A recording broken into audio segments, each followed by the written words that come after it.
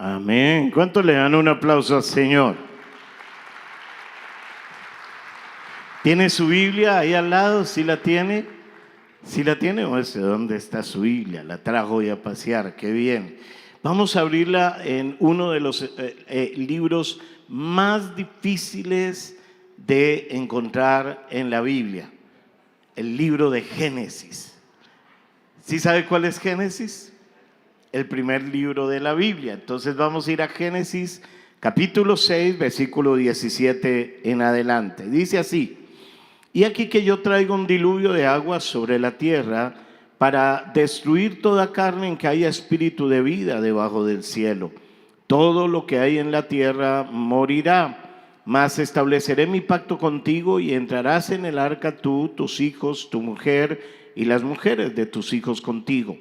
Y de todo lo que vive, de toda carne, 2 de cada especie meterás en el arca para que tengan vida contigo. Macho y hembra serán. De las aves según su especie y de las bestias según su especie, de todo reptil de la tierra según su especie, 2 de cada especie entrarán contigo para que tengan vida. Y toma contigo de todo alimento que se come y almacénalo y servirá de sustento para ti y para ellos. Y lo hizo así Noé, hizo conforme a todo lo que Dios le mandó. Amén y amén. Coloque su manito acá en el corazón. Cierre un momento sus ojos, dígale conmigo: Señor Jesús, quiero pedirte que hables a mi vida, que hoy ministres a mi corazón, que a través de la palabra, Señor, mi fe crezca. Rompe argumentos de mi mente, quebranta hábitos que no me sirven, acciones, formas de ser que no son las correctas.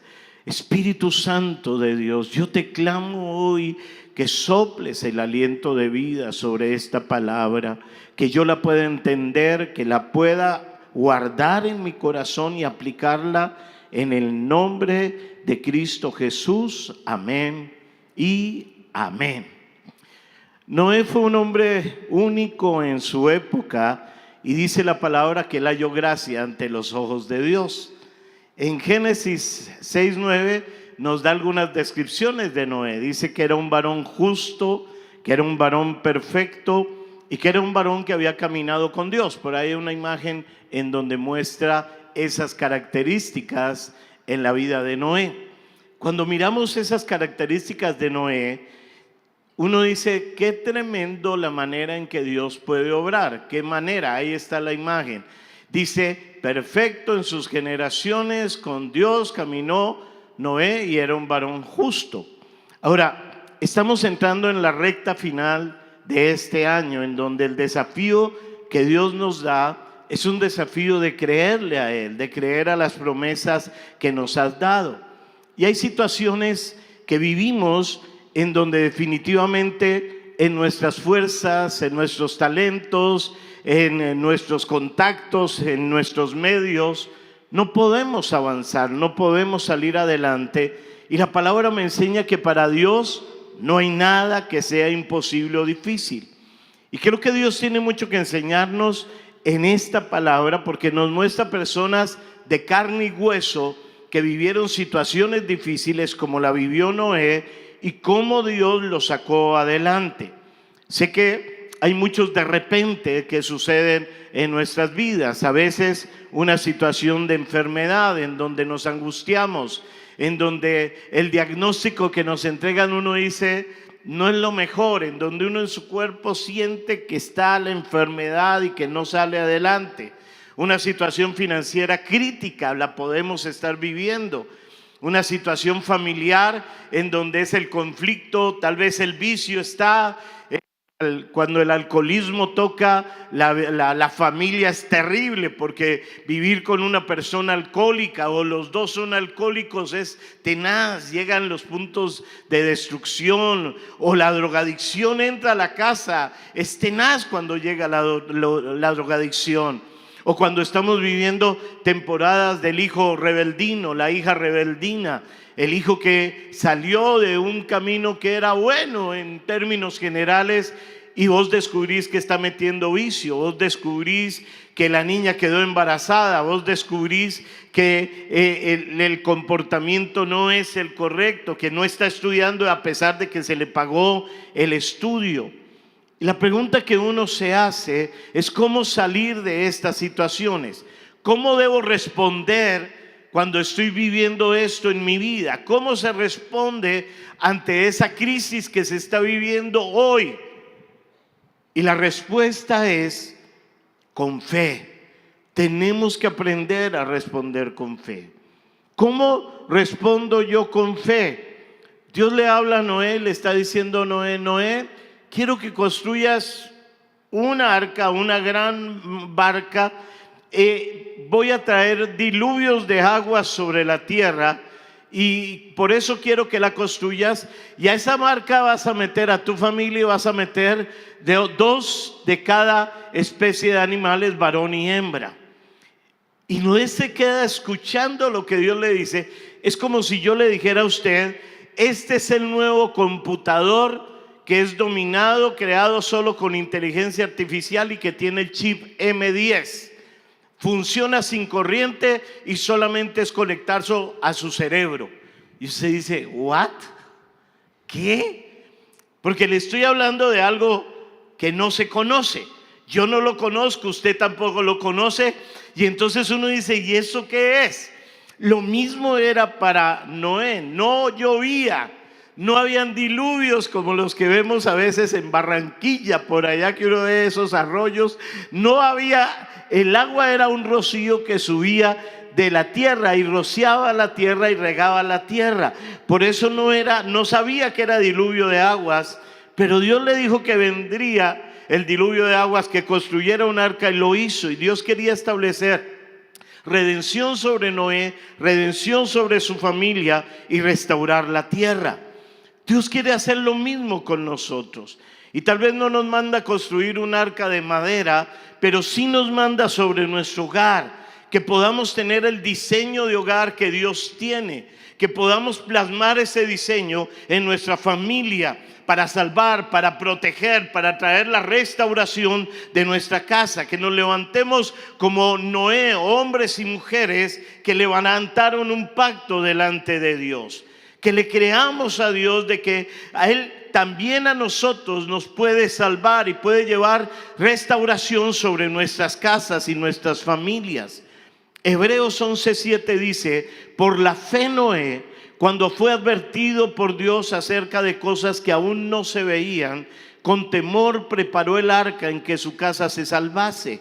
Y por esa fe condenó al mundo y fue hecho heredero de la justicia que viene por la fe. Y me parece tremendo porque Noé creció en su fe.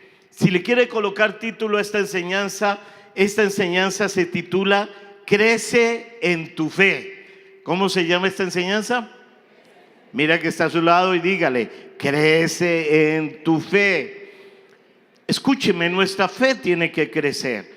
La fe que tienes hoy te sirve para hoy, pero tal vez no te sirva para enfrentar situaciones adversas de mañana, porque es una fe en donde se queda plana, donde se queda atrás, y necesitamos que crezca. ¿Qué hizo Noé para que su fe creciera? Escuchó la voz de Dios. Muchos de nosotros no escuchamos la voz de Dios, sino simplemente se nos viene un pensamiento: abramos una empresa, hagamos un negocio, metámonos por este lado, y pensamos: esto seguro que es de Dios. Fijo que Dios me colocó ahí, eso es de Dios, hagámosle, porque yo estoy en la misión carismática internacional y sé que Dios me respalda. Y tal vez hoy estás viviendo momentos de crisis financiera porque te metiste a hacer cosas que Dios nunca te metió a hacer. Tal vez estás viviendo crisis a nivel familiar porque te pusiste a hacer cosas que nunca Dios te mandó que hicieras. Para crecer en la fe, dice que Noé fue advertido por Dios acerca de cosas que aún no se veían. Él empezó a incubar esa palabra dentro de él y fue creciendo en la fe. En Mateo capítulo 17, es un texto que hemos estudiado en este mes y el mes pasado. Llega un papá con un hijo endemoniado y le pide a los discípulos, Jesús no está, está afuera con 3 de sus discípulos, y le pide ayuda a los discípulos. Los discípulos oran y oran y oran y nada sucede. Jesús regresa, y cuando Jesús regresa, este papá del joven lo ve, va a los pies y comienza a clamarle que su hijo pueda ser libre de ese espíritu que estaba sobre él. Jesús ora, dice en Mateo 17:18. Y reprendió Jesús al demonio, el cual salió del muchacho, y este quedó sano desde aquella hora. Viniendo entonces los discípulos a Jesús aparte, dijeron: ¿por qué nosotros no pudimos echarlo fuera? Es tremendo porque Jesús reprende a los demonios, salen de joven y es libre, y los discípulos quedan como diciendo: ¿what? ¿Qué pasó? Y toman aparte al Señor como para que nadie se dé cuenta y dicen: ¿por qué nosotros no pudimos? Esa es una pregunta chévere cuando uno está en la vida cristiana. Porque tú ves gente que sale adelante, tú ves gente que dice: no, este ha sido el año financiero de mi negocio, me ha ido espectacular. Y tú llevas 3 meses horribles, 3 meses en donde nada se te da, y la pregunta es: ¿por qué no puedo salir adelante? ¿Por qué no salgo de las deudas? ¿Por qué razón no salgo de la enfermedad? ¿Por qué mi hogar estancado? ¿Por qué el ministerio no crece? Ahora, Jesús no los toma y le dicen: es que yo hago diferencia de las personas.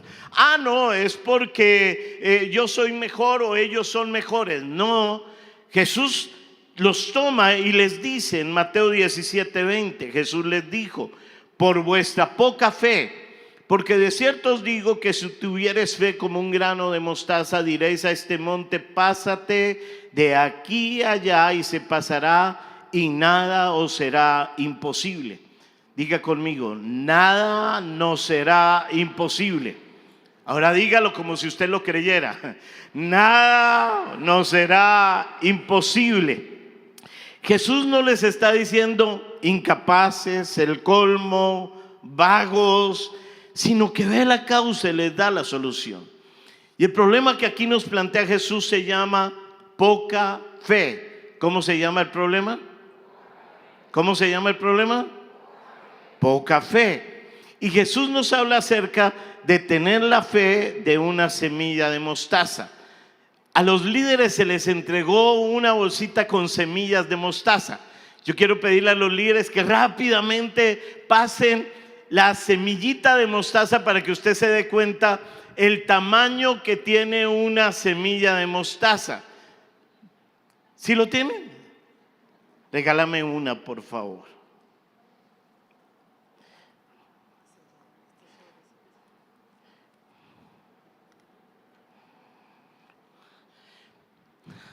Esto es una semilla de mostaza. ¿La puede ver? ¿Sí la ve? El que la vea tiene una visión espectacular, pero la va a tener en su mano. Y entonces imagínese lo que Jesús le está diciendo a sus discípulos. Cuando usted tiene esta semilla en su mano, entonces uno dice: ¿cómo así? Esto es muy pequeño. Y entonces el Señor les estaba diciendo que tuvieran una fe así de pequeñita. Era lo que Jesús decía: no, yo tengo una fe más grande, pero no me está yendo bien. Yo tengo una fe más grande que esta semilla, pero no funciona el hogar, pero no estoy creciendo, pero es que estoy debiendo mucha plata, pero es que los negocios no se me dan. Y entonces como que uno se queda simplemente mirando la pepita diciendo: Pepita, haz magia. Dígale que está a su lado: las pepitas no hacen magia. Podrían decirle a cualquier monte: quítate y pásate allá, y sucedería. ¿Qué significa lo que Jesús quiso hablar? Porque cuando está hablando de algo tan pequeño como una semilla de mostaza, Jesús no le estaba diciendo a usted que tuviera esto. Mateo 13, capítulos antes, ya les había hablado de lo que es la semilla de mostaza. ¿Ya la tiene en su mano? ¿Alguno falta por la semilla? ¿Quién falta por la semilla? Aquí faltan algunos rápidamente. Dale a otras discípulas para que puedan rápidamente entregarla, a otras personas que la puedan entregar. Eso, rápido.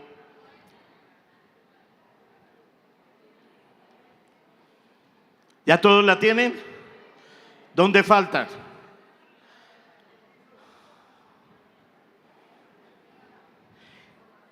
Creo que esa foto es exactamente la realidad. Así es la semilla que usted tiene en la mano. ¿Me equivoco? Igual, es la proporción de lo que tenemos. Ahora, ¿qué es lo que el Señor Jesús nos estaba diciendo? ¿Ya todos tienen? Ok, ya nos podemos sentar. Mateo 13:31 dice: otra parábola le refirió diciendo: el reino de los cielos es semejante al grano de mostaza que un hombre tomó y sembró en su campo. ¿Qué es lo que se hace con el grano de mostaza? Se siembra, el cual a la verdad es la más pequeña de todas las semillas, pero cuando ha crecido es la mayor de las hortalizas y se hace árbol, de tal manera que vienen las aves del cielo y hacen nidos en sus ramas. Entonces nos dice, el reino de los cielos es similar a la semilla de mostaza, que un hombre toma y no se queda con esto. O sea, no dice, así es mi fe, la semilla de mostaza, hasta se saca una canción. Si la han oído, tuviera fe como un grano de mostaza, ¿cierto? Y dice uno, ay sí, así mi fe, esta semilla la voy a guardar. No, dice la palabra que la siembra. Y a pesar de que es pequeña, la siembra. Y acá viene un punto clave. Si la siembra, la cuida y hace que pueda crecer los nutrientes necesarios para que crezca. Usted tiene que tomar la fe de hoy y esa fe de hoy tiene que cuidarla y hacerla crecer. No se puede quedar con la fe de hoy porque tal vez está viviendo en angustia. Conozco gente que está viviendo en angustia por su situación financiera, porque la empresa no tiene ventas, porque los hijos no cambian. Y no me dice que vivamos en angustia. Me está diciendo que entonces esa fe usted tiene que aprender a cuidarla para que crezca en su vida. Y tal vez has descuidado áreas de tu vida. Tal vez donde te metiste, vuelvo y le repito, no era el plan de Dios, pero simplemente yo lo tomé porque me pareció bonito, bueno, chévere, agradable, pero no era el proyecto de Dios para mi vida. Y que a pesar de ser pequeña, cuando crece, diga al que está a su lado, cuando crece, dígale más fuerte, cuando crece, es la mayor de las hortalizas y se hace árbol. Ese es el árbol de mostaza. Eso es a donde Dios nos quiere llevar a nosotros. Pero para que esa fe crezca, tenemos que dar los pasos adecuados, porque puede que hoy solamente tengas la fe de la pequeña semilla de mostaza. Por acá está. Acá está. Sí, ahí está.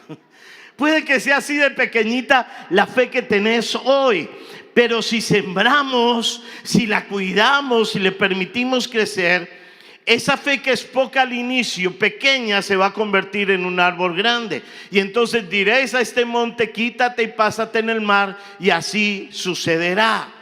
Dios quiere que tu fe crezca. Yo quiero que tu fe crezca. Por eso tenemos desafíos en este mes.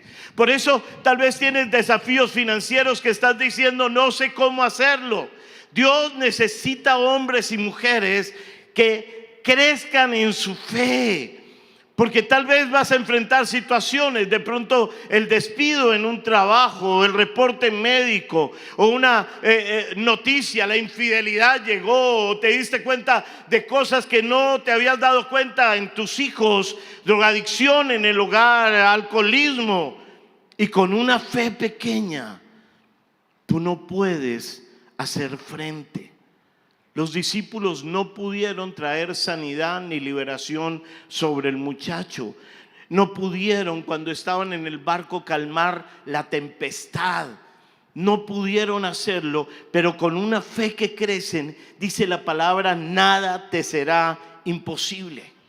Piensa en Noé, un hombre bueno, temeroso de Dios, un hombre que caminó con Dios, pero cuando llega el desafío, construir un arca, la gente de esa generación no se distingue mucho de la nuestra. Pensaban solamente en rumbear, pensaban solamente en lo inmoral. Todo lo de Dios lo discutían, le ponían peros, se burlaban de Noé, no querían tener compromisos con Dios. Y Dios le dice, construye un arca. Y entonces imagínense las preguntas en la mente de Noé. Construye un arca, ¿qué es?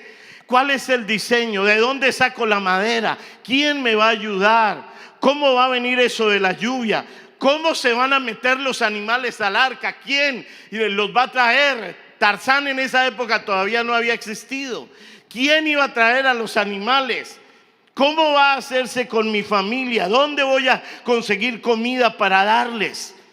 Era algo totalmente imposible. Y entonces no fue de una, es una fe que fue creciendo. 100 años, en donde al principio poca fe, pero después una fe grande. Y Dios le fue dando más.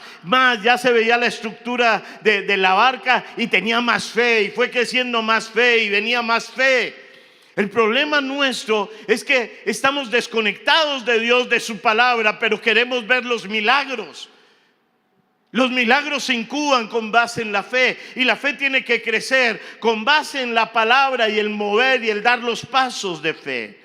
Noé entonces empezó a predicar en esa generación. Dice 2 de Pedro 2:5: y si no perdonó al mundo antiguo, sino que guardó a Noé, pregonero de justicia. Él comenzó a predicarle a esa generación. Y dice, con otras 7 personas trayendo el diluvio sobre el mundo de los impíos. Él predicaba y su fe crecía. Se colocaba delante de la gente y la gente se le burlaba, pero él no se desanimaba. Mire que está a su lado y dígale, no te desanimes. Claro, estaba allí predicando y la fe arriba, y la fe arriba. Y ahí estaba la gente, se le burlaba en la cara. La gente tal vez te está diciendo, pero ¿de dónde? ¿Se da cuenta? Usted no sale adelante, ¿se da cuenta? Mire su familia. Y a veces eso como que lo toca a uno, ¿cierto? Y uno dice, sí, ¿verdad? No vale la pena. ¿Para qué me esfuerzo? ¿Para qué me guardo? Además viene diciembre. ¡Ay, la feria! Y se tiran todo. Tú tienes que permanecer. Y entonces Dios le daba más fe, y él seguía y más fe. Hebreos 11:7 dice, por la fe Noé, cuando fue advertido por Dios acerca de cosas que aún no se veían, con temor preparó el arca en que su casa se salvase. Y por esa fe condenó al mundo y fue hecho heredero de la justicia que viene por la fe. La fe comienza pequeña, pero debe crecer. Y entonces al crecer sé que Dios está conmigo, sé que me va a cuidar, que Él me guía a través de su palabra, que allí en la palabra están los planos del diseño de Dios. ¿Cuántos negocios se hacen sin el diseño de Dios? Solamente con un pensamiento positivo. Y al principio lo ves bien y hoy en día está en tinieblas porque no estaba el diseño de Dios. Hogares sin el diseño de Dios, en donde el muchacho no quiere venir a la iglesia y su muchacho tiene 7, 8 años y está bien, mijito, hágale. En donde es una discusión y entonces yo no quiero discusiones, sino más bien me callo y agacho la cabeza y el hogar se pierde. Los diseños de Dios son claves, no caigamos en el error. Noé no construyó el arca en una semana, pero tuvo la fe para hacerlo y la fe para terminar el proyecto y ver el éxito de la mano de Dios.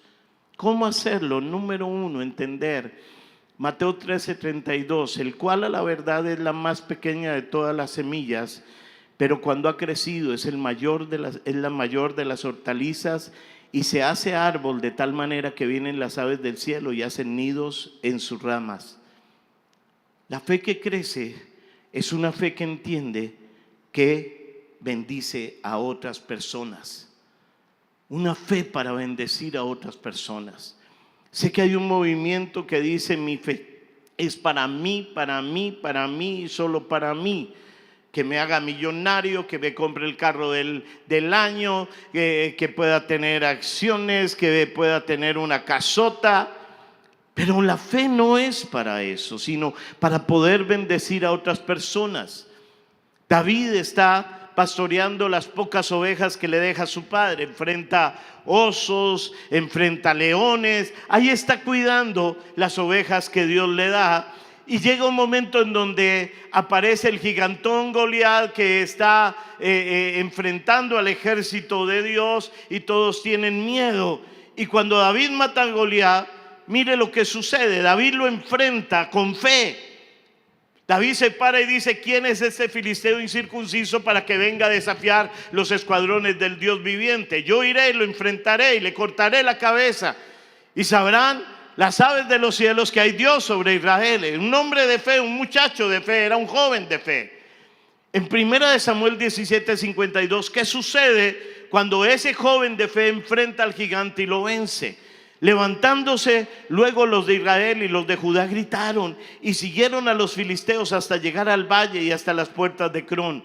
Y cayeron los heridos de los filisteos por el camino de Saharaín hasta Gad y Ecrón.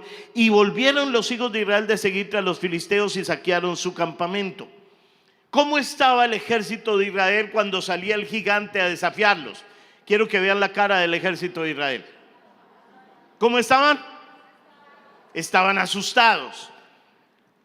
¿Qué sucede después de que David enfrenta al gigante? Vence al gigante, le corta la cabeza. Inmediatamente el ejército de Israel salió gritando con la espada en la mano y enfrentó a los filisteos y venció a los filisteos. Y regresaron y tomaron el botín. Un cambio porque hubo la fe de una persona que movió a otras personas. Muchas veces nuestro conflicto está más fuerte dentro del hogar, porque dentro del hogar estamos viviendo la crisis económica, la crisis matrimonial, la crisis con un hijo, no hay con qué comprar los pañales, y ahora cómo vamos a pagar la renta de esta casa, y el dinero se va disminuyendo, y qué hacemos, y no hay un hogar que tenga fe. Necesitamos que por lo menos uno de los miembros de la casa tenga la fe, que empiece a crecer la fe, para que sea beneficio de toda la casa. Por eso estás tú hoy, esta mañana acá, para que tú seas ese eslabón que va a traer fe a tu casa, que va a traer a tu casa y la va a sacar hacia adelante en el nombre de Cristo Jesús. Mire que está a su lado y dígale: yo soy el que va a sacar la casa en el nombre de Jesús. ¿Quiénes son los que van a sacar la casa adelante? Claro, de la mano de Dios vamos a tener el beneficio y vamos a ver a nuestras familias. Por eso son las pescas que estamos planteando. Las pescas es llevar más personas a que conozcan a Cristo, que puedan venir, que puedan encontrar paz, que puedan encontrar libertad del pecado, que puedan encontrar motivación para ser restaurados, y que en lo que tú y yo creemos y hemos vivido de Dios lo podamos transmitir a otras personas. Entonces entienda, mi fe, la fe que crece, es en beneficio de otras personas. ¿Es en beneficio de quién? Número 2, Hebreos 11:7. Por la fe Noé, cuando fue advertido por Dios acerca de cosas que aún no se veían, con temor preparó el arca en que su casa se salvase, y por esa fe condenó al mundo y fue hecho heredero de la justicia que viene por la fe. La fe que crece es una fe que cree sin ver, que cree sin ver. Noé nunca había visto llover, pero obró de acuerdo a la palabra. Le creyó, fue a la palabra. Nunca había llovido y construyó el arca sin conocer. Creyó lo que Dios le había dicho. Y tenemos que aprender a creer lo que Dios nos dice. ¿Qué dice Dios en su palabra? Segunda de Corintios 5:7 dice: porque por fe andamos y no por vista. Y no se trata de andar a ciegas, escúcheme bien, porque algunos dicen: yo tengo una fe ciega. Su fe ciega está paila. La gente que anda a ciegas no va a tener un resultado. estoy hablándole acerca de aprender a caminar en la palabra de Dios, aprender a colocar los pasos en la palabra. Cada vez que alguien me dice, pastor, es que voy a hacer esto, voy a viajar, voy a hacer este negocio, yo les hago una pregunta: ¿qué te dijo Dios? Y la gente muchas veces queda, ¿sabe cómo? Plop. ¿Ah? ¿Qué dijo Dios? No, pastor, es que se me presentó la oportunidad de este negocio, es que esta persona conoce mucho acerca de carros. Así se presentó uno. El negocio de su vida, comprar taxis. Y entonces le presentó a la persona de carros, no sé qué. A los 3 meses estaba llorando. Él no sabía de carros, de taxis. Compró taxis porque el cuñado sabía de taxis. El cuñado lo estafó y perdió los 2 carros. Toda la plata que le habían dado de retiro la perdió. ¿Porque Dios es malo? No, Dios no es malo. Dios nos da libre albedrío, pero muchas veces lo que hacemos no tiene un respaldo de parte de Dios y después le estamos diciendo, Dios, ayúdame. Tu fe tiene que aprender a montarse aquí en la palabra. Y entonces es de acuerdo a la palabra. Me dan el diagnóstico médico y entonces ese diagnóstico dice que no estoy tan bien. Pero tu palabra dice, ciertamente llevó Él nuestras enfermedades y sufrió nuestros dolores, y nosotros le tuvimos por azotado, por herido de Dios y abatido, mas el herido fue por nuestras rebeliones, molido por nuestros pecados. El castigo de nuestra paz fue sobre Él y por su llaga fuimos nosotros curados. Y entonces hay una lucha interna, lo sé, pero en esa lucha interna tú tienes que aprender a crecer en tu fe. En la fe en la palabra, no en la fe personal de yo puedo, yo salgo adelante, del pensamiento positivo. No le estoy hablando de eso. Le estoy hablando de la fe en la palabra. Que hay un problema en la familia en donde está el tío que en malos pasos, que el esposo, que la esposa. Y entonces uno como que, ay Señor, yo lo dejo en tus manos. No lo deje en las manos del Señor, porque Él lo puso en sus manos para que usted peleara la batalla de la fe. Y tiene que pelear la batalla de la fe. ¿Cómo? Con la palabra. Efesios 1:7, en quien tenemos redención por su sangre, el perdón de los pecados según las riquezas de su gracia. Señor, fulano de tal, fulana de tal, mi esposo, mi esposa, mi hijo, aplico la sangre de Jesús que redime, que rompe áreas de cautividad, que pagó el precio del rescate de esta situación, de esta otra situación, Señor, y la reclamo a través de la obra tuya en la cruz del Calvario. Declaro, Señor, que esa persona cambia su corazón. Llevo a la cruz del Calvario su adulterio, llevo a la cruz del Calvario la crisis financiera, llevo a la cruz del Calvario esa enfermedad, y la ves allá y vemos, visualizamos que esa persona está allí a los pies de la cruz, y digo, y Señor, lo creo, llevaste los pecados de fulano, de sutano, según las riquezas de tu gracia, y tu gracia lo cambia, cambia la situación en el nombre de Cristo Jesús. No estás viendo en el reino natural, pero lo estás viendo en el reino espiritual. Pregúntate hoy, ¿qué estás viendo tú en el reino espiritual? ¿Cómo está tu ánimo hoy de acuerdo a ese reino espiritual? Noé estaba dándole con toda, dígale que está a su lado, con toda. Y no había agua, no llovía, no había laguna cerca, no estaba cerca el lago Calima, nada. Pero él estaba creyendo en lo que Dios había dicho en el nombre de Jesús. ¿Tú crees en lo que Dios ha dicho de tu vida, de tu familia? ¿Realmente lo cree? Mentirosa. Porque tiene que ser una vivencia. Número 3, Génesis 6:22. Y lo hizo así Noé conforme a todo lo que Dios le mandó. Una fe que crece es una fe que obedece a Dios. Esta generación adolece de obediencia. Tú le dices a las personas, mira, este es el proyecto, esta es la palabra, Dios ha dicho esto, haz esto. Y a la semana averiguas, ¿lo estás haciendo? ¿Qué, pastor? el proyecto, lo que te dije, la palabra, que empezaras esto en tu casa. La otra semana inicio y no hay obediencia y todo le parece que está bien, pero no hay obediencia. Es que yo no entiendo, pastor, quiero que me explique mejor qué es, cómo es y por qué y cómo se va a gestar. Mire, la obediencia no significa que entienda. Obedezca o si no entienda. Tenemos que aprender mucho de lo que representa autoridad.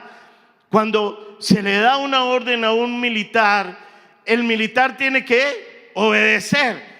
Ahora, ¿cuántos han estado en el ejército? Levanten la mano los que han sufrido esa pasión del ejército. Ahí está. Harold ha estado en el ejército, muy bien.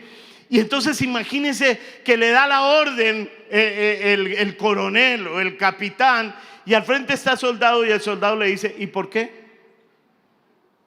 ¿Y para qué? ¿Y cree que eso es lo mejor? A mí no me parece. ¿Qué sucedería eso en el ejército? ¿Qué sucedería? ¿A dónde lo mandan? Por eso hay gente que está, como dice Jaron, en el calabozo. Porque cada vez que hay algo de Dios, una orden, y si nos gusta, la hacemos, ¿cierto? Y si no está de acuerdo con las cuestiones de acá, uno la hace y dice: ay, sí, no, tan chévere, hagámosle. Pero si no nos gusta, inmediatamente ponemos trompa. Inmediatamente dicen: no, a mí no me parece, yo creo que ahí se está equivocando el Señor, como que el pastor no tiene razón en eso, no, yo no. Y no lo hacen, y no hay obediencia, y quedan en cautividad. La fe obedece. Dígale que está a su lado: la fe obedece, así no entienda. Marcos 6. Hay una gran multitud. Jesús ha estado predicándoles a esa multitud todo el día. Ahí está con esa multitud. Y llega un momento donde llama a sus discípulos y le dice: muchachos, han estado todo el día acá, tienen hambre, tiempo de que ustedes les den de comer. Y comienza el Pedro, y Pedro dice, voltea a mirar al Señor y le sonríe, le dice: muchachos, convenzamos al maestro de que los mande a la casa. Son muchos, eran 5,000 hombres sin contar mujeres ni niños. No hay cómo les vamos a dar de comer, cómo vamos a hacer con esto, no se puede. Y el Señor dice: muchachos, denles de comer. Y Andrés, que estaba por ahí, el hermano de Pedro, va y entonces consigue un muchacho, ve un muchacho que tiene 5 panes y 2 peces y se los trae a Jesús. Y entonces le dice: pues Señor, ¿quieres darle de comer a la gente? Aquí tengo 5 panes y 2 peces. ¿Qué es esto para tantos? Y mire lo que Jesús hace. Marcos 6:39. Y les mandó que hicieran recostar a todos por grupos sobre la hierba verde, y se recostaron por grupos de 100 en 100 y de 50 en 50. Entonces toma los panes y los peces y dice: muchachos, muy bien, grupos de 50 en 50 la gente. ¿Cómo estarían los discípulos de Jesús? Yo quiero que usted se imagine que usted está ahí al frente de 5,000 personas o 7,000 personas que tienen hambre, que hay 5 panes y 2 peces para 7,000 personas. ¿Cómo lo vamos a hacer? Y les dice: grupos de 50. Usted se imagina a los discípulos: a ver, ¿quién se va a reunir conmigo de a 50? Ay, Dios, que se vayan. Toda la reacción humana. Y entonces están allí como discutiendo con ellos mismos: ¿qué vamos a hacer con 5 panes y 2 peces? Pero le obedecen. No entienden, pero le obedecen. Diga que está a su lado: no entienden, pero le obedecen. Marcos 6:41. Entonces tomó los 5 panes y los 2 peces, y levantando los ojos al cielo bendijo y partió los panes y dio a sus discípulos para que los pusiesen delante, y repartió los 2 peces entre todos. No entendían, no podían ver el milagro todavía, pero obedecieron. Diga conmigo: pero obedecieron. Versículo Hebreos 11:8. Antes de Hebreos 11:8, póngamelo después. Ellos empezaron entonces y Jesús comienza a repartir. Y tenían allí la bandeja y el pedacito de pan y el ojo de un pez. Yo me imagino a Pedro cerrando los ojos diciendo: ¿alguien quiere pan? ¿Alguien quiere un pez? ¿Quién quiere comerse el ojo de este pez? ¿Quién quiere pan? ¿Quién quiere pan? ¿Quién quiere pan? Empezó a pesar y abre los ojos. Panes, panes, peces. ¿Quiénes quieren peces? Acá hay, acá hay, acá hay. Él no entendía, pero obedeció. Diga conmigo: la obediencia obra milagros en el nombre de Jesús. ¿Qué hace la obediencia? Mucho de lo que no estamos viendo es nuestra desobediencia. Y tiene que romperse eso. Quedan 51 días para terminar este año. ¿Cómo lo quieres terminar? Realmente que haya obediencia en tu vida. Hebreos 11:8: por la fe Abraham, siendo llamado, obedeció para salir al lugar que había de recibir como herencia, y salió sin saber a dónde iba. Abraham, vete de tu tierra, casa, parentela, a la tierra que te mostraré. ¿Cuál? Vete, sal. Y Abraham tiene que salir. Y Abraham no tenía GPS, no tenía la dirección, ¿dónde me van a recoger? Él no podía decir: Didi, recógeme y voy a esta dirección. No había absolutamente nada. Señor, dame el mapa, ¿cómo es? ¿Que hay reservas hechas ya en ese lugar? ¿Hay casa? ¿Dónde voy a vivir? Abraham deja su negocio, su padre, su tierra, para irse a algo desconocido, y obedeció sin entender. No se trata de entender, y yo quiero que tal vez tu mente es complicada y todo te gusta cuestionarlo. Deja de cuestionar los mandatos de Dios. Deja de cuestionar cuando Dios te dice algo. Hazlo y listo, no más. Hazlo. Tienes que aprender a hacerlo. Haz un arca en el desierto, no en un puerto marítimo. No llueve, no viene un tifón, no viene lo que pasó en España, que las nubes no, nada de eso había en esa época. No hay mar, no hay lago, no hay nada, solo arena, no hay nubes. Pero él lo hizo, construyendo y predicando todos los días, obediente a Dios. Cuando tenía 24 años, más o menos 25 años, fui operado de la columna. A través de toda la vida desordenada que comenzó a los 17 años, vinieron consecuencias de la vida desordenada. Era violento, buscaba peleas, me rompieron la boca muchas veces. En el fútbol tiraba a matar, me abrieron de acá hasta acá, me abrieron esta. Usted ve, eso era terrible, pero era duro de matar 6. Y me operaron de la columna y entonces una operación delicada en donde me dijeron: usted no puede hacer esfuerzos, usted tiene que quedarse quieto. A los 27 años conozco del Señor y comienzan dolores de la columna. Venían los dolores. El dolor de columna se manifiesta por un lado que le molesta, a veces se duerme, hay cosquilleo, el dolor es constante, es bien harto. En el año como 97 más o menos, que vivíamos en Cali, yo trabajaba en un laboratorio farmacéutico, Martica en una constructora, quedé como Chespirito. Yo no me acuerdo si era Chespirito, el que le daba la chiripiorca. ¿Quién es? No, pero el chavo no le daba, era al cuchito. Quedé así. Y uno no puede, simplemente no puede, no, el cuerpo no da. Y comenzaron entonces tratamientos de estirar. Yo duraba colgado 4 horas en la mañana y 4 horas en la tarde. Colgado, cabeza arriba, así, las piernas arriba, y colgado para que las vértebras soltaran. Y fueron como 3 meses, 4 meses de tratamiento. Me quitó un poquito el dolor y me quitó el... Volvimos a Bogotá y volvieron otra vez los dolores y la molestia. Y entonces teníamos un líder y yo quedaba en cama, en cama, y Martica lo llamaba por teléfono: Jorge, ayúdanos por favor. Y Jorge iba a la casa, al apartamento y póngase de pie. Y eso era una crisis, ponerse de pie. Y él ponía de pie y entonces él ponía las manitos acá en la cadera, hacía así, oraba: Señor, camine. Yo no puedo, camine. Empezaba a caminar, salte. ¿Le duele? No, no me duele. Se iba a él y a los 2 días la chiripiorca. Eso era terrible, tener una enfermedad es terrible. Yo no entendía, o sea, mi entendimiento estaba totalmente nublado por todos los años que trabajé en la industria farmacéutica.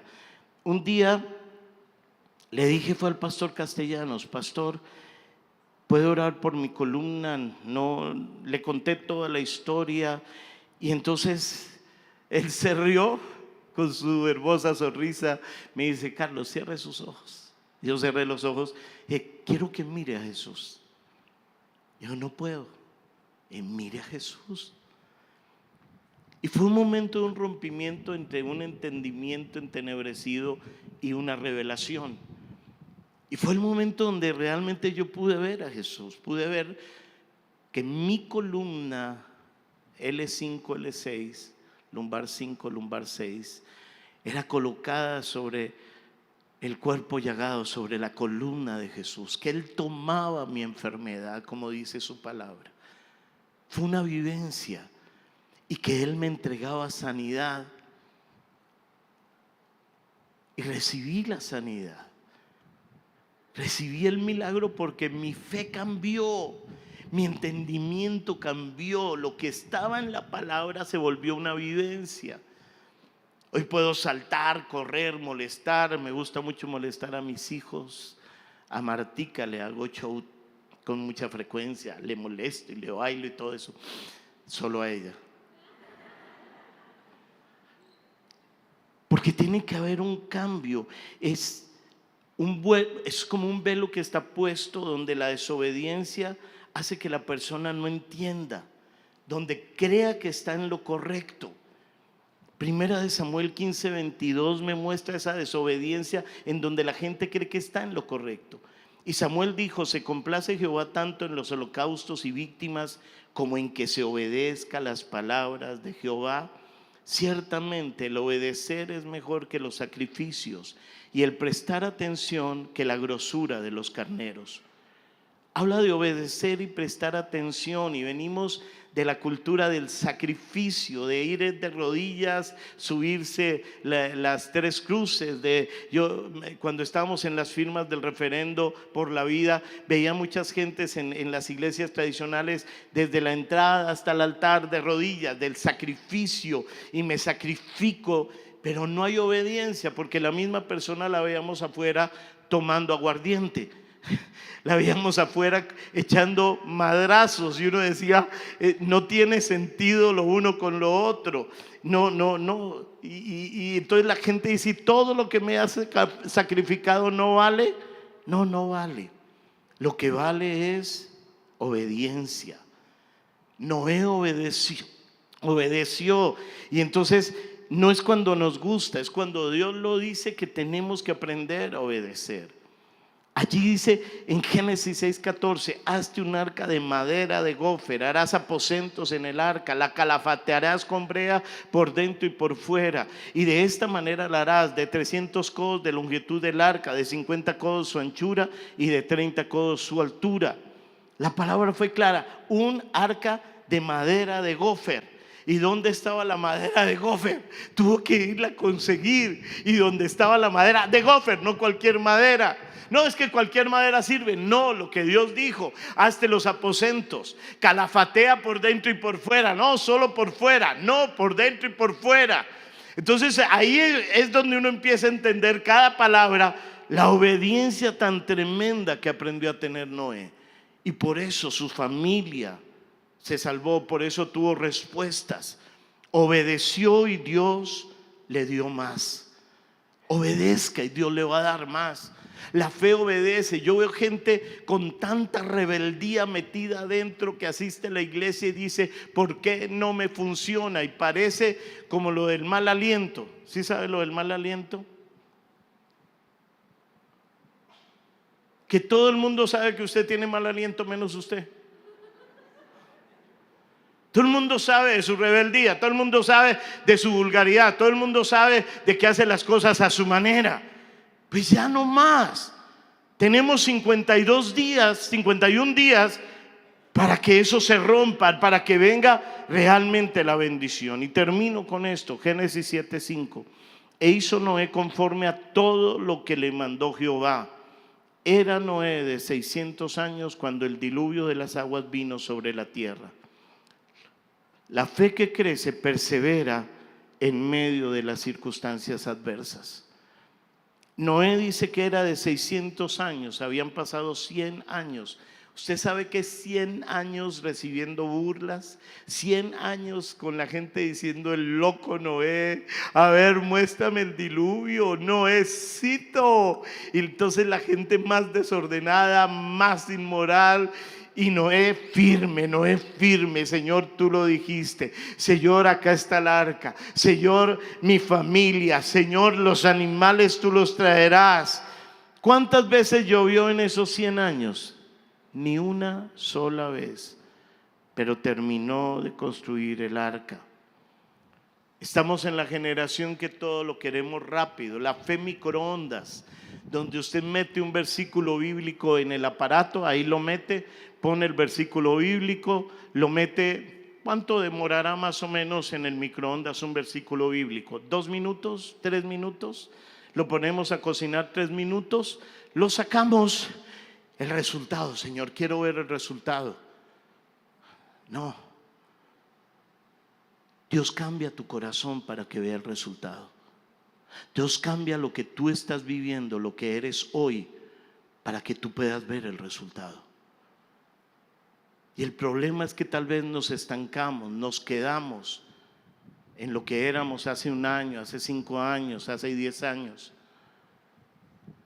Y no seguimos creciendo en nuestra fe, nos estancamos en la fe. Y Dios te está diciendo hoy: es tiempo de que te levantes.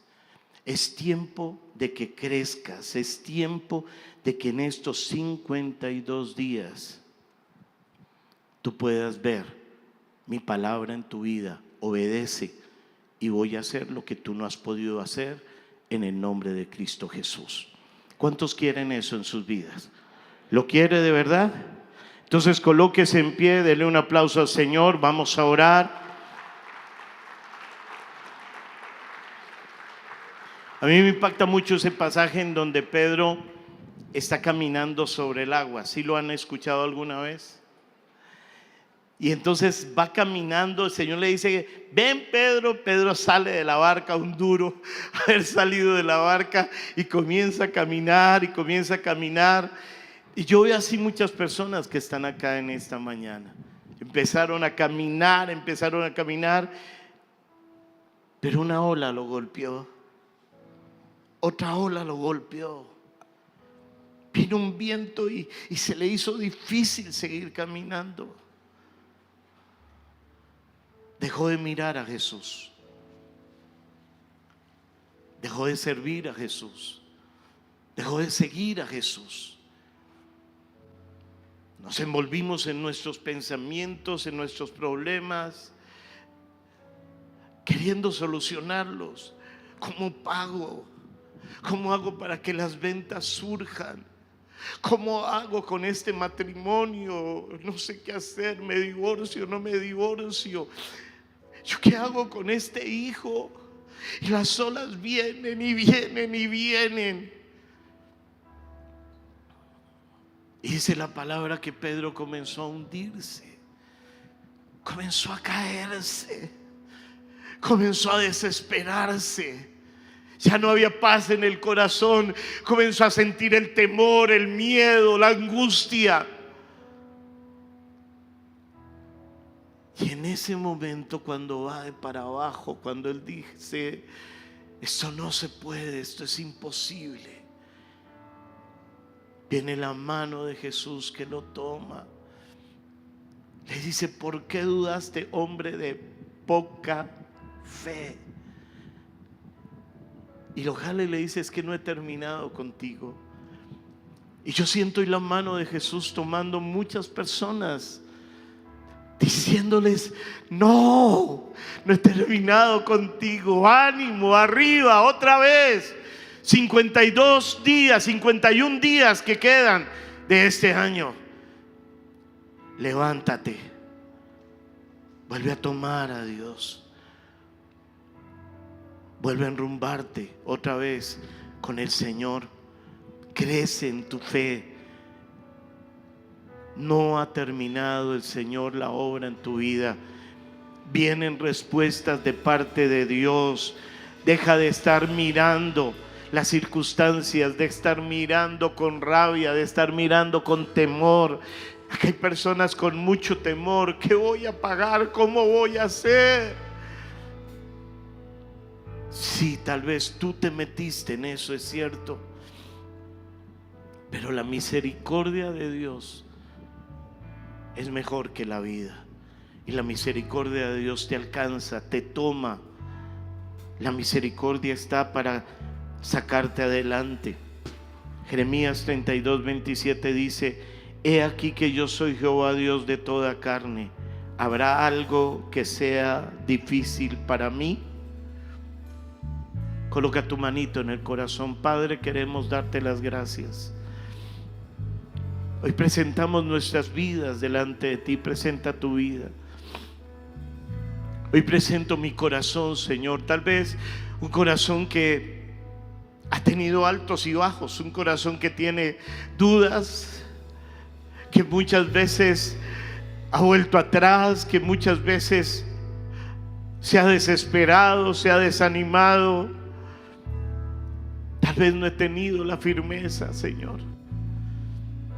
Tal vez tengo tantas cosas en mi mente que emprendo cosas que tú nunca me mandaste hacer y la embarro. Pero, Señor, estos 51 días me quiero tomar de tu mano. Perdona, Señor. Tal vez en medio de mi desánimo volví atrás y permití cosas incorrectas en mi vida. Permití inmoralidad, permití violencia, me desesperé muchas veces. Tal vez, Señor, muchas veces traté de emprender cosas en mis fuerzas y dañé personas, pasé por encima de personas. Tal vez emocionalmente me deterioré, Señor, y la violencia y los gritos en mi casa y las respuestas que no eran las correctas. Hoy te pido, Señor, perdóname. Perdóname. Señor, acá está la semilla de mostaza. Hoy la vi en mis manos y tú dices que si yo tuviera fe como esa semilla, una semilla que es sembrada, que es cuidada. Tengo que aprender, Señor, esta temporada, estos 51 días, a cuidar mi fe, a cuidar mis pensamientos, a cuidar lo que hablo, a cuidar mis emociones. Hoy clamo tu preciosa sangre, Jesús, que sea limpiando mi vida, que sea rompiendo esas áreas de cautividad, que sea quebrantando el mal, Señor, aquello que llegó y que tal vez me dominó por una temporada, Señor. Rompe eso, quiebra hoy el desánimo, Señor, quiebra hoy esa visión negativa que entró, ese no sé qué hacer, ese desespero, Señor. Rompe hoy eso de mi vida en el nombre de Jesús. Y tal vez tú te estás yendo hacia abajo, tal vez ahogando. Levanta tu mano derecha, porque hoy el Señor toma tu mano. Haz de cuenta que tú le tomas la mano a Él. Él te está diciendo: ánimo, no he terminado. No dudes, hombre, mujer de poca fe. No dudes en mi palabra. Toma la mano del Señor. Él te saca, Él te jala. No más ahogado, no más esas aguas viniendo, esas olas sobre tu cara, sobre tus pensamientos, esos vientos que te hicieron retroceder. Calla ahora y enmudecen esos vientos en el nombre de Jesús. Yo te levanto, te dice el Señor, yo te saco hacia arriba, adelante. Vamos a pasar al otro lado. Vas a poder caminar sobre las aguas. Yo estoy contigo, te dice el Señor. No te he dejado, no te he desamparado. Tú te volteaste, tú miraste las circunstancias y me dejaste, pero yo no te he dejado. Yo te tomo y quiero pasarte al otro lado. 51 días donde no te separes de mí, tu mirada puesta en mí. 51 días de crecer en tu fe, y vas a ver el resultado, y vas a ver mis milagros, y vas a ver que las promesas se cumplen en el nombre de Cristo Jesús. Amén y amén. Dale fuerte ese aplauso al Señor. ¿Podemos tomar asiento, por favor?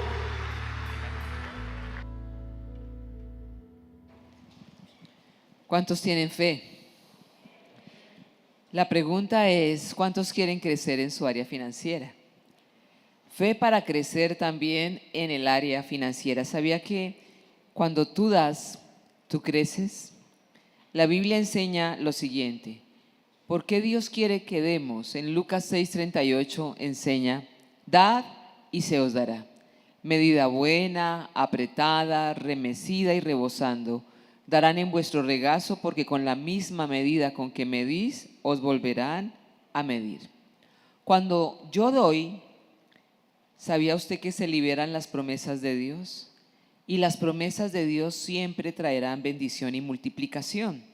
Leía lo siguiente, por ejemplo, leía esto: tome una semilla, una simple semilla de manzana. No estoy hablando de la semilla del grano de mostaza, ahora vamos a hablar de la semilla de una manzana. Y supongamos, dice, que ese árbol que se va a levantar produce solo 8 manzanas. Supongamos, solo 8 manzanas. Cada manzana puede tener por dentro unas 5 semillas. Así que después que la semilla es plantada, inicialmente producirá 40 semillas más. Ahora tome esas 40 semillas y plántelas. Plántelas. También producirán árboles.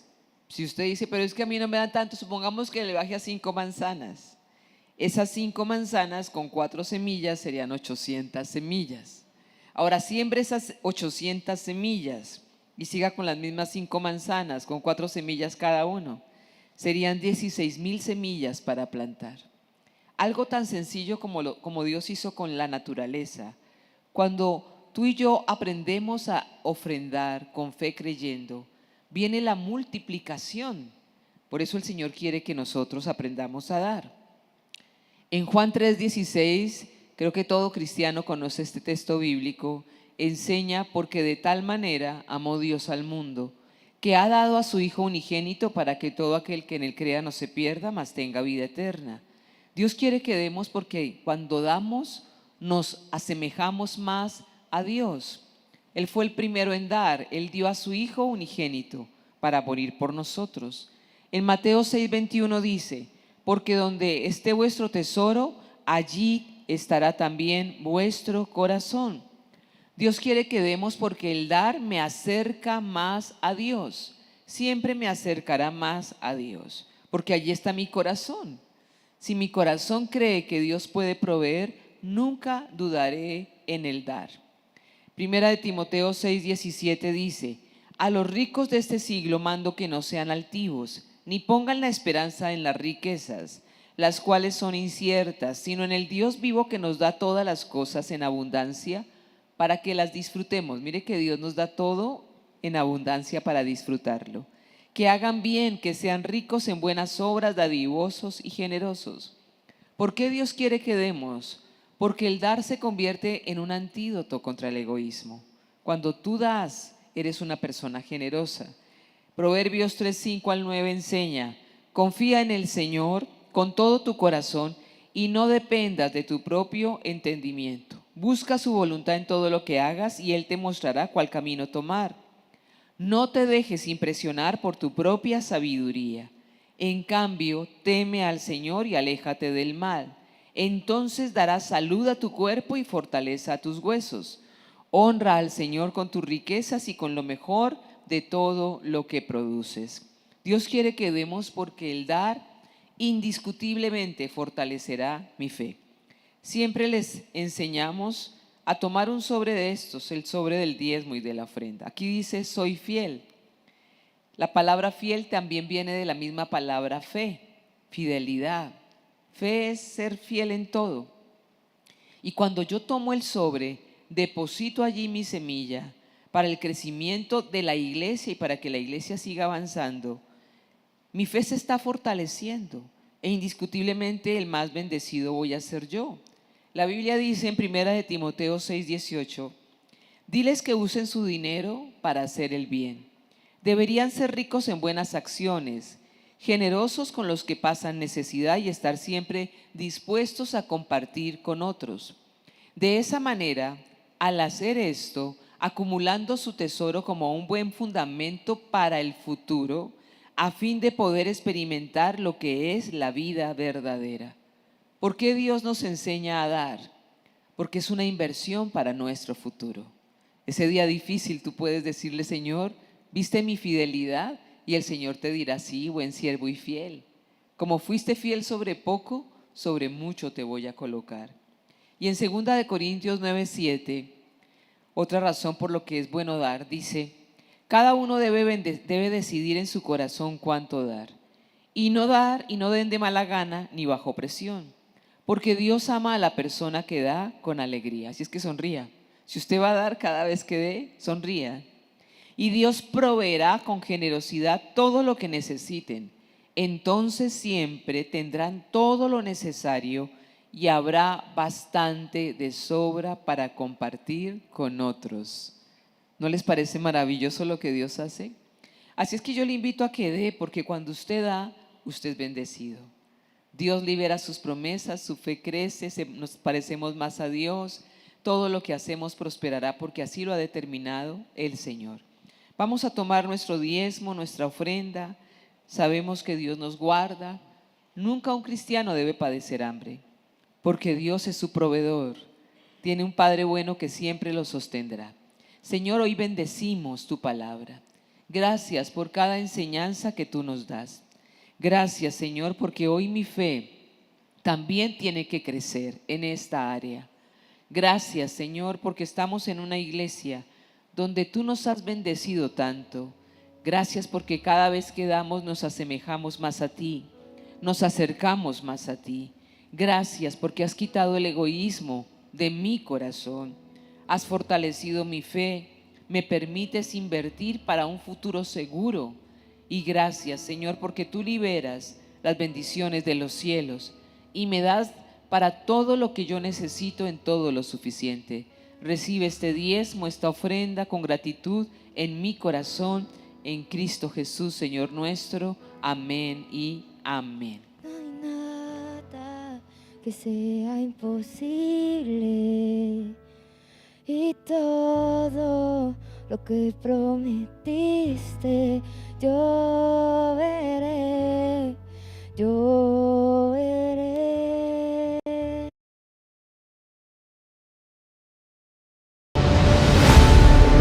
¿Cómo te gustaría ser recordado? Fuiste creado para impactar más allá de lo que puedes ver.